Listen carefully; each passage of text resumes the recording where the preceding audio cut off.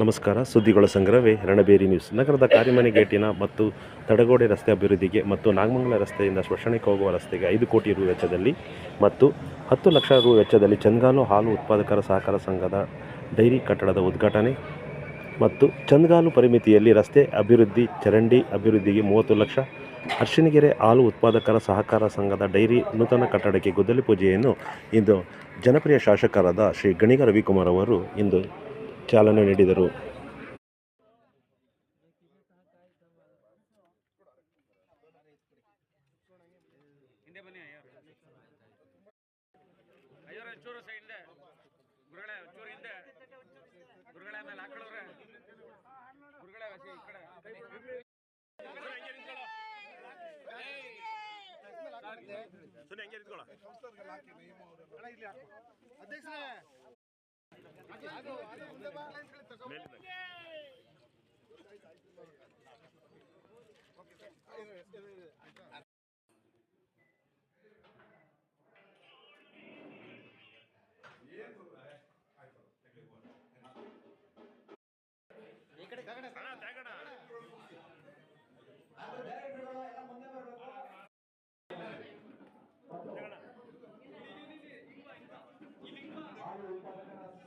ಜಿಲ್ಲಾ ಒಕ್ಕೂಟದ ಅಧ್ಯಕ್ಷರು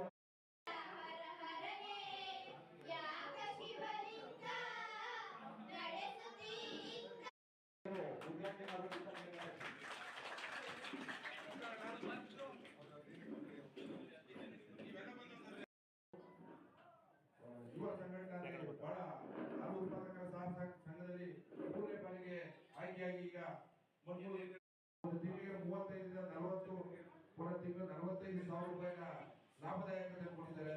ನಾನು ನಿಜವಾಗ್ಲೂ ಆ ಜಯಲಕ್ಷ್ಮಿ ಸೆಕ್ರೆಟರಿ ಬಗ್ಗೆ